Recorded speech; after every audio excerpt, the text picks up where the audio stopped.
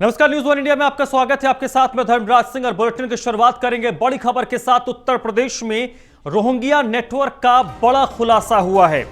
अवैध रोहिंग्या के मामले में यूपी एटीएस की तरफ से यह कार्रवाई की गई है और एक बड़ा खुलासा किया गया है। इस कार्रवाई के दौरान रोहिंग्या और एक बांग्लादेशी युवक को यूपी एटीएस ने गिरफ्तार किया है। अवैध रोहिंग्या युवतियों को ये उत्तर प्रदेश में बेचते थे। गाजियाबाद से 3 रोहिंग्या गिरफ्तार किए गए हैं। इसकी जानकारी ADG law and order Prashant Kumar ने दिया है। रोहिंग्या युवतियों को लेकर ये लोग दिल्ली जा रहे थे। इनका सरगना मोहम्मद नूर नाम का एक शख्स है। रोहिंग्या को नोएडा गाजियाबाद में बसाया जा रहा है और यह सब कुछ एक सोची समझी साजिश, एक सोची समझी रणनीति के तहत किया जा रहा है, जहां पर रोहिंग्या को लाया जा रहा है, उनको बसाया जा रहा है और ये नोएडा और गाजियाबाद के इलाके में ये सब कुछ किया जा रहा है। ये नूर मोहम्मद नाम का जो शख्स है वो इस गिरोह का सरगना है। इस मामले में यूपी एटीएस ने कार्रवाई की है और 3 लोगों को गिरफ्तार किया। क्या कुछ कहा है उत्तर प्रदेश के एडीजी लॉ एंड ऑर्डर ने, वो आपको सुनवाते हैं। निगरानी से यह पता चला कि नूर मोहम्मद कुछ रोहिंग्या और बांग्लादेशियों को, नागरिकों को लेकर एक ट्रेन से दिल्ली जा रहा है। इस पे हमारी एटीएस की टीम ने 5 व्यक्तियों को गाजियाबाद रेलवे स्टेशन पर उतार कर उनसे पूछताछ की। नूर जो सरगना है, नूर इस्लाम उर्फ मोहम्मद नूर ने यह भी बताया कि उसका एक अन्य साथी उनको रिसीव करने के लिए दिल्ली स्टेशन पर आने वाला है और वहाँ उस व्यक्ति को भी हमारी टीम ने एप्रीहेंड किया। टोटल 6 व्यक्ति हम लोगों ने हिरासत में लिए। अभी तक के जो पूछताछ हुई है उसके हिसाब से इसमें 2 महिलाएं जो कि नाबालिग लग रही हैं और एक और व्यक्ति है जो कि जिसकी तस्करी हो रही थी।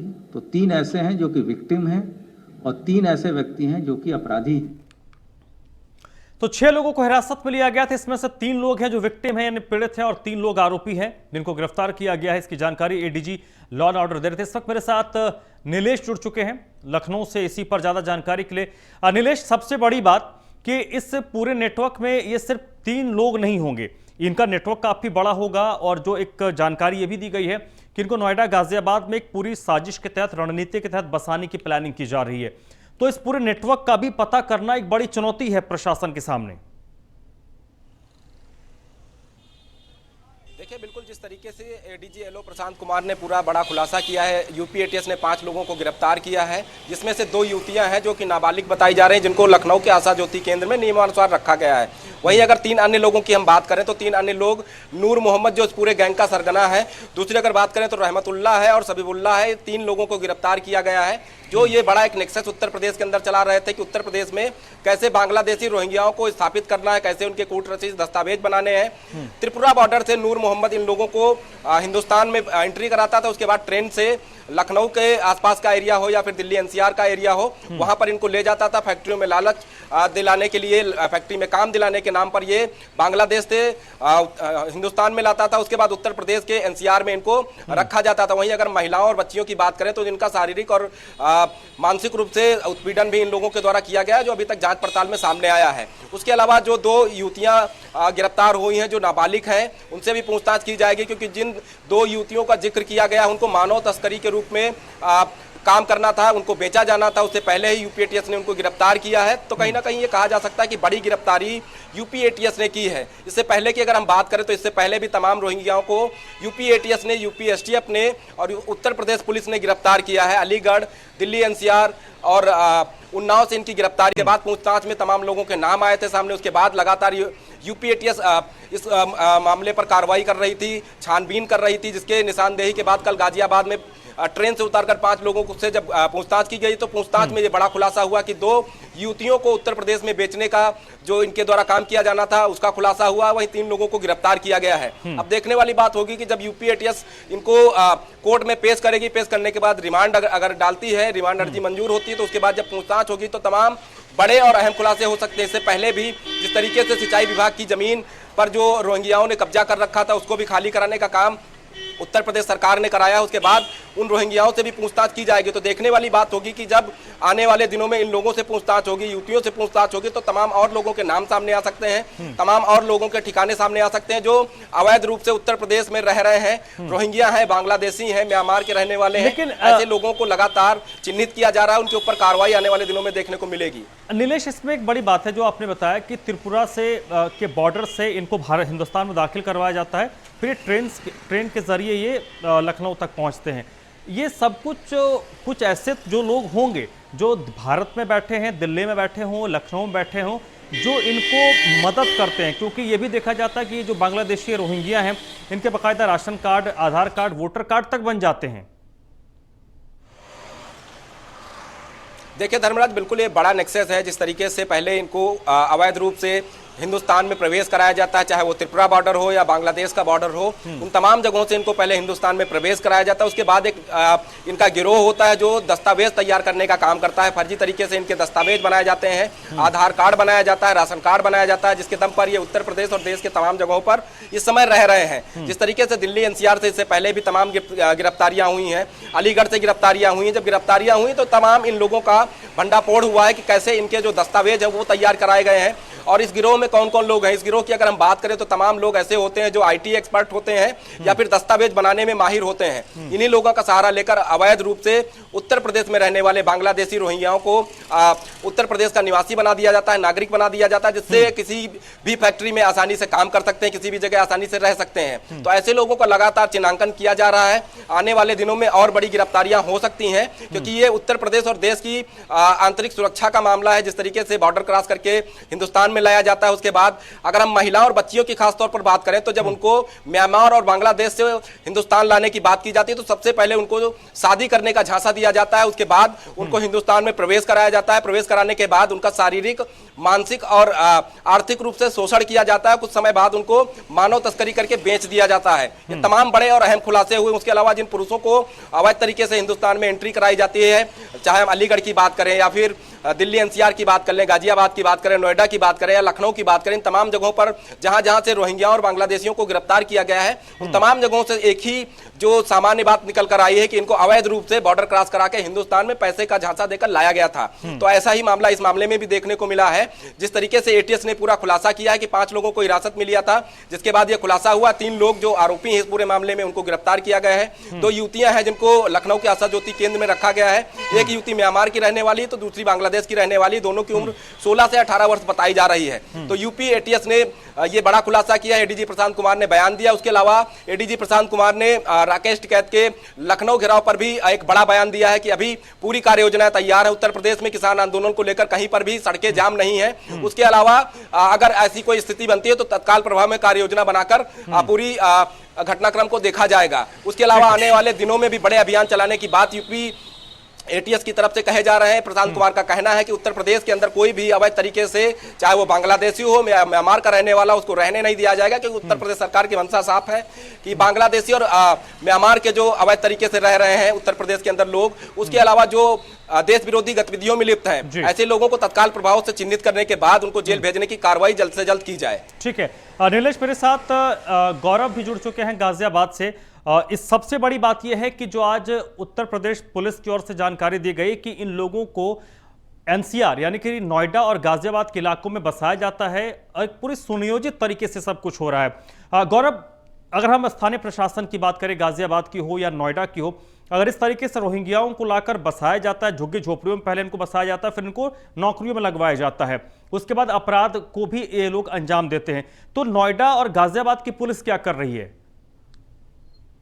जी बिल्कुल, देखिए धर्मराज, सबसे बड़ी चीज़ ये है कि नोएडा और गाज़ियाबाद के आसपास का जितना एरिया है, चाहे वो इंदिरापुरम का एरिया हो, चाहे वो लोनी का एरिया हो, चाहे वो कनावनी का एरिया हो, ये वो एरिया है जहाँ पर बड़ी संख्या में मलिन बस्तियां देखने को मिलती हैं, जो कि झोपड़ियां देखने को मिलती है। और इन झोपड़ियों में रहने वाले लोग कौन है, कहाँ से आए, इनका वेरिफिकेशन भी नहीं हो पाता। और इसी को देखते हुए आज लोनी की जो विधायक है नंदकिशोर गुर्जर, उन्होंने भी आरोप लगाया कि डूडा विभाग ने पिछले 4.5 साल में लगभग कई ऐसे रोहिंग्या हैं जिन्हें अनाधिकृत अवैध तरीके से आवास आवंटित कर दिए, उनको यहाँ पर नौकरियां दिलाना शुरू कर दिया और रहना शुरू कर दिया। ऐसे आरोप तो खैर लगते रहते हैं, लेकिन सबसे बड़ी चीज है जिस तरीके से एटीएस ने कार्रवाई करी और रेलवे स्टेशन से ब्रह्मपुत्र मेल से 5 रोहिंग्याओं को गिरफ्तार किया, जिसमें से 2 महिलाएं थी जिन्हें आशा ज्योति केंद्र में भेज दिया गया, 2 एक बांग्लादेशी था और 2 रोहिंग्या थे, उनको गिरफ्तार कर लिया गया। तो इस तरीके के जो प्रशासन है, जो पुलिस प्रशासन है, उनके आसपास जो झुग्गी झोपड़ियां होते हैं, उन पे कोई कार्रवाई नहीं करी जाती, उनकी जांच नहीं की जाती, समय समय पर देखा नहीं जाता कि आखिर इनमें कौन लोग रह रहे हैं। और इसी की वजह से जो शहर में क्राइम बढ़ता है, जो चेन स्नैचिंग आती है या अलग तरह का क्राइम होता है, वो दिन प्रतिदिन बढ़ता जाता है। देखा जाता है अधिकतर 2 बाइक पे 2 लड़के आते हैं जो ऐसे जिनकी एज ज्यादा नहीं होती, लेकिन अधिकतर जब उनकी कोई गिरफ्तारी होती है तो पता चलता है कि वो उन्हीं मलिन स्थितियों से होती है। चलिए गौरव, आप मेरे साथ बने रहिएगा, नीलेश आप भी मेरे साथ बने रहिएगा। तो गाजियाबाद से इस वक्त एक बड़ी खबर आ रही है, नंदकिशोर गुर्जर ने डीएम को चिट्ठी लिखी है।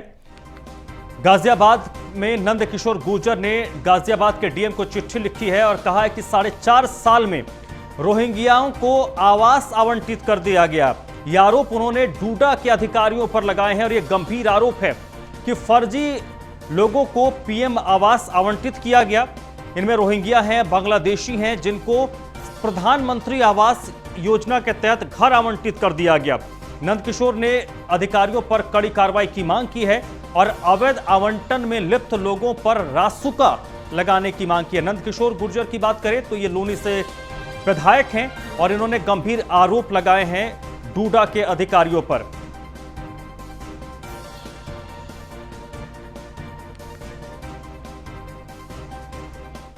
तो एक गंभीर आरोप लगाया है नंदकिशोर गुर्जर ने, जो लोनी के विधायक हैं। मेरे साथ गौरव लगातार जुड़े हुए, नीलेश भी मेरे साथ बने हैं। गौरव, बड़ा सवाल ही उठता है, जीके गोस्वामी साहब इस वक्त मेरे साथ जुड़ चुके हैं। मैं गौरव के पास जाऊंगा। गोस्वामी साहब आईजी हैं एटीएस के। सर, सबसे पहले स्वागत है आपका। आज जो कार्रवाई हुई है उसमें क्या कुछ आप लोगों के हाथ लगा है?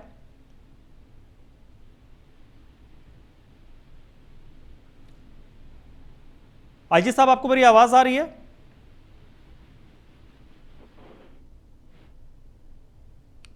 जीके गोस्वामी तक संभवतः मेरी आवाज नहीं जा रही। आईजी हैं एटीएस के और आज जो रोहिंग्याओं पर कार्रवाई हुई है उस पर वो बेहतर तरीके से जानकारी दे सकते थे। लेकिन मेरे साथ इस वक्त गौरव जुड़े हुए हैं, नीलेश जुड़े हुए हैं लखनऊ से। गौरव, लगातार इस बात को लेकर जब हम चर्चा करते हैं कि कई ऐसे जगहों पर, सिर्फ गाजियाबाद या नोएडा की बात नहीं, देश भर में जब कहीं पर भी बांग्लादेशी या रोहिंग्या पकड़े जाते हैं तो उनके पास अमूमन देखा जाता है कि उनके पास राशन कार्ड होता है, उनके पास वोटर आईडी कार्ड बन जाते हैं। तो ये सारी चीजें कैसे होती है? एक दिन में तो होती नहीं होंगी। और इनको आप किसी सरकारी दफ्तर में चले जाइए, आपको 50 दिन घुमाएंगे, 15 तरह की चीजों को करवाएंगे। तो ये लोग जिनके पास कुछ नहीं है फिर भी इनके वोटर कार्ड कैसे बन जाते हैं, कैसे इनके आधार कार्ड बन जा रहे हैं? जी बिल्कुल, देखिए सबसे बड़ी चीज है धर्म, सबसे बड़ा सवाल जो आपने किया है, इसमें एक चीज बड़ी होती है कि कोई इंसान कैसे रेजिडेंट पाता है। जब हम किसी के यहाँ जाते हैं तो किराएदार रखने से पहले वेरिफिकेशन नहीं होता। हमारे देश में बहुत कम जगह हैं, बहुत कम लोग हैं ऐसे जो सजग हैं और अपने घर को किराए पे देने पे से पहले या अपने कमरे को किराए पे देने से पहले पुलिस वेरिफिकेशन कराते हैं। लेकिन लोग पुलिस वेरिफिकेशन नहीं कराते। वहीं दूसरी तरफ जो रेंट एग्रीमेंट बनवाते हैं वो भी नोटराइज, केवल पैसे देकर नोटराइज करा लेते हैं और उसी के बिहाफ पर सारे कागज बनना शुरू हो जाते हैं। आप एक रेंट एग्रीमेंट बनवा लीजिए, चाहे वो लीगल है नॉन लीगल है उसकी मैटर नहीं करता, आप पैसे देकर उसे बनवा लीजिए, तो उसके बाद उसी के बिहाफ पर आप अपना बिजली कनेक्शन ले लीजिए, उसी के बिहाफ पर अपना वोटर आईडी कार्ड में परिवर्तन करा लीजिए, चाहे वो वोटर आईडी कार्ड आपका सही है या नहीं है। या आप ये कह सकते हैं कि भाई मैं यहाँ पर रह रहा हूँ, मेरा एक वोटर आईडी कार्ड होना चाहिए, वोटर आईडी कार्ड बन जाएगा, उसमें भी कुछ लेन देन हो जाता है। उसके बाद या आप जाते हैं आधार कार्ड पर, तो आपके पास यदि वोटर आईडी कार्ड है तो फिर आपका आधार कार्ड बन जाएगा, आपका पैन कार्ड बन जाएगा।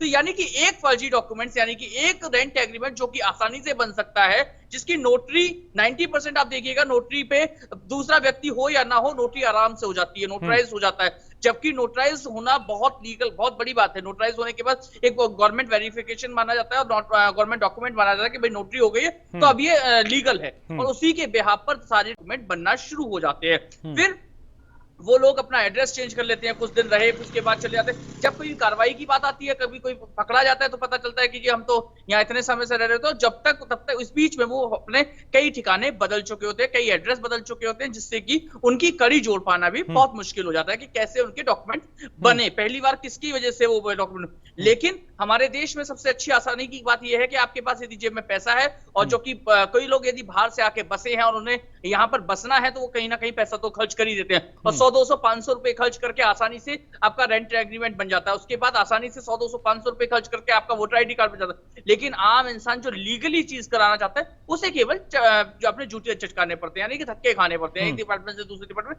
फाइल लटकी रहेगी। लेकिन आपने आस्ते से पैसा पकड़ा दिया तो वो फाइल खुद ब खुद चलने शुरू हो जाएगी। कहते हैं ना कि पैसे लगा दी, पैसे के पैर लगा दिए तो फिर वो खुद चलने लगते हैं। यही कारण है कि जो फर्जी डॉक्यूमेंट्स बन जाते हैं। जी धर्म, सबसे बड़ी चीज एक और भी है, आप ये देखिए कि विधायक नंदकिशोर गुर्जर आरोप लगा रहे हैं डूडा के अधिकारियों पे कि 80% जी गौरव आप मेरे साथ बने रहिएगा। इस वक्त मेरे साथ नंदकिशोर गुर्जर, खुद जो लोनी के विधायक है, वो फोन लाइन पर जुड़ चुके हैं। नंदकिशोर जी, आपके पास आपने एक शिकायत की है, डीएम को चिट्ठी लिखी है कि डूडा के अधिकारियों ने फर्जी तरीके से रोहिंग्या और बांग्लादेशियों को पीएम आवास के तहत घर आवंटित कर दिया। क्या आपके पास कोई प्रमाण है? अभी हमारे पास प्रमाण है, हमने अपनी टीम को लगाया था और वहाँ बड़ी संख्या में जिन पर आधार कार्ड नहीं है उनको मकान दे दिए गए हैं, और उनसे किसी से तो 1 लाख रुपए और बाकी 50,000 रुपए का आम रेट है। मैंने पहले कई बार कहा था लेकिन सुना नहीं, मुझे जिलाधिकारी को पत्र लिखना पड़ा और मैंने मांग किया कि सर्च अभियान चलाया जाए पूरा। लौनी के अंदर जो मकान बने इस तरह के, उन मकानों के तुरंत अलॉटमेंट निरस्त किए जाए, उन्हें गिरफ्तार किया जाए और इन अधिकारियों के खिलाफ कठोर कार्रवाई की जाए। इस तरीके के कितने प्रमाण आपके पास हैं नंदकिशोर जी? मेरे पास लगभग 150 लोगों का मामला सामने आया है। 150? हमारे यहाँ 5500 मकान बने हैं प्रधानमंत्री आवास योजना में। लगभग 150 मकान ऐसे जो कोई आधार कार्ड और कोई प्रमाण पत्र लोग दिखा नहीं पाए। अब इसके अलावा जो फर्जी आधार कार्ड है वो दिल्ली में। चलिए नंदकिशोर जी, बहुत बहुत शुक्रिया आपका। और मेरे साथ लखनऊ से नीलेश जुड़े थे। नीलेश, आपका भी बहुत बहुत शुक्रिया। गौरव भी जुड़े थे। गौरव, आपका भी बहुत बहुत शुक्रिया। उत्तर प्रदेश में आगामी विधानसभा चुनाव को लेकर समाजवादी पार्टी के अध्यक्ष अखिलेश यादव ने न्यूज 1 इंडिया के संवाददाता पीयूष तिवारी से एक्सक्लूसिव बातचीत करते हुए कहा है। क्या कुछ उन्होंने कहा है, आपको सुनवाते हैं।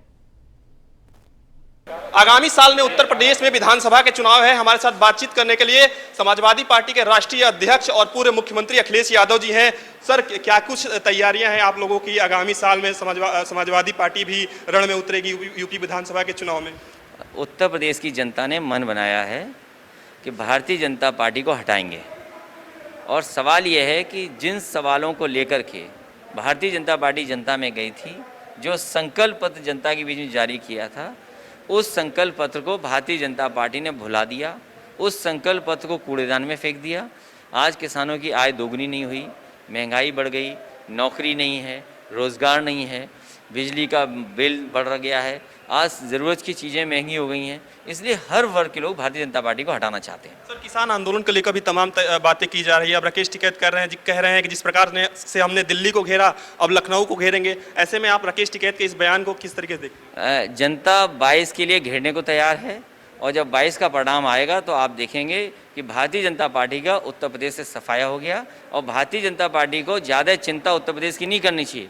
उत्तर प्रदेश तो हरा ही रहा है, उत्तर प्रदेश की जनता तो हरा ही रही है। उन्हें चिंता करनी है गुजरात की, कि गुजरात भी उनके हाथ से खिसक रहा है। सर, किन मुद्दों पे आप चुनाव लड़ेंगे? ये सवाल वही किसान वाले हैं, बेरोजगारी के हैं, महंगाई बढ़ी है, ये मुख्य मुद्दे हैं। आज नौजवान के हाथ में नौकरी नहीं है, रोजगार नहीं है, आज किसान के साथ धोखा हुआ है। ये तमाम सवाल हैं जिसका जवाब भारतीय जनता पार्टी को देगी। कितनी सीटें सर? आखिरी सवाल। सीटें सबसे ज़्यादा समाजवादी पार्टी की बनेंगी, और अभी गठबंधन हो रहा है। मैंने कहा है कि समाजवादी पार्टी जनता को जोड़ करके, हर वर्ग को साथ लेकर के 350 से ज़्यादा जीतेगी। आगामी साल में उत्तर प्रदेश में विधानसभा के चुनाव है। हमारे साथ बातचीत करने के लिए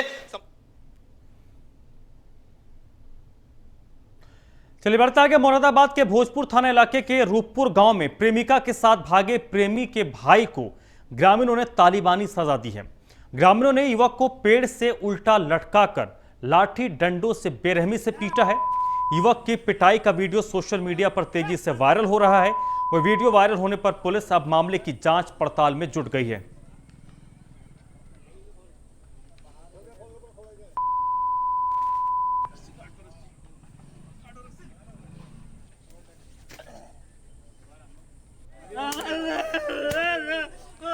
और ये एक्सक्लूसिव तस्वीर आप देखिए मुरादाबाद की है, जहां पर तालिबानी अंदाज में उस युवक को सजा दी जा रही है जिसका गुनाह उसने किया नहीं है। प्रेमी अपने प्रेमिका के साथ भागता है और सजा प्रेमी के भाई को दी जाती है, वो भी तालिबानी अंदाज में। एक्सक्लूसिव तस्वीर मुरादाबाद की आप देख रहे हैं।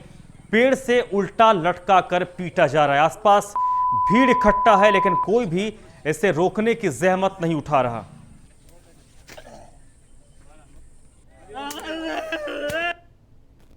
गांव में एक युवक की पिटाई का वीडियो जो वायरल हुआ है, उस संबंध में थाना स्थानीय पर अभियोग पंजीकृत कर लिया गया है और एक अभियुक्त की गिरफ्तारी की जा चुकी है। शेष अभियुक्तों की गिरफ्तारी का प्रयास किया जा रहा है।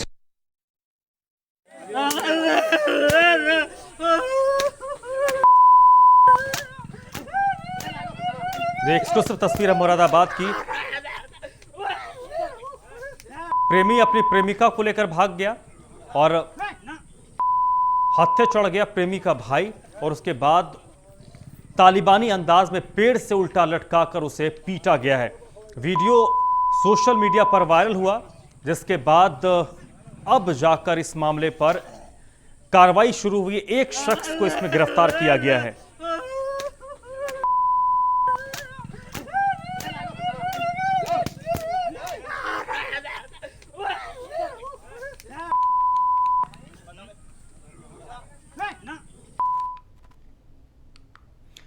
लखनऊ में सड़कों पर एक बार फिर से पुलिस अभ्यर्थी का जत्था उतरा है। अभ्यर्थियों ने पुलिस भर्ती बोर्ड के ऑफिस पहुंचकर प्रदर्शन किया है। 2486 दरोगा भर्ती की ट्रेनिंग कराने की बात भी इनकी नियुक्ति नहीं की गई है। सुप्रीम कोर्ट के आदेश के बाद भी सरकार इनकी सुन नहीं रही है, ये आरोप इन्होंने लगाया। 2016 भर्ती के उप निरीक्षक ट्रेनिंग करने के बाद भी ये युवक भटक रहे हैं। 1 साल के ट्रेनिंग करने के बाद भी कोर्ट का फर्जी आदेश बताकर इनको घर भेज दिया गया है। मैं यूपीएसआई कैडेट 2486 से हम लोग को ट्रेनिंग की 1 साल का कठिन प्रशिक्षण प्राप्त करने के बाद में 13 महीने से हम लोग घर बैठे हैं। ना ही सरकार कोई प्रयास कर रही है, जबकि सरकार को प्रयास करना चाहिए। 6 महीने से ये मामला रिजर्व है, लेकिन अभी तक जजमेंट डिलीवर नहीं हुआ है और हम लोग मानसिक प्रताड़ना झेल रहे हैं, आर्थिक रूप से भी कमजोर हैं। जब इंसान की जॉब लगती है ना, तो इंसान को ये लगता है कि हम अपनी आर्थिक स्तर अपना सुधारेंगे, अपना लिविंग स्टैंडर्ड चेंज करेंगे। लेकिन यहाँ पे तो जॉब लगने के बाद में जब हम बेरोजगार हुए हैं ना, तो हमें बहुत सारी आर्थिक, मानसिक, सामाजिक प्रताड़नाओं का सामना करना पड़ रहा है। इस बुलेटिन में फिलहाल इतना ही।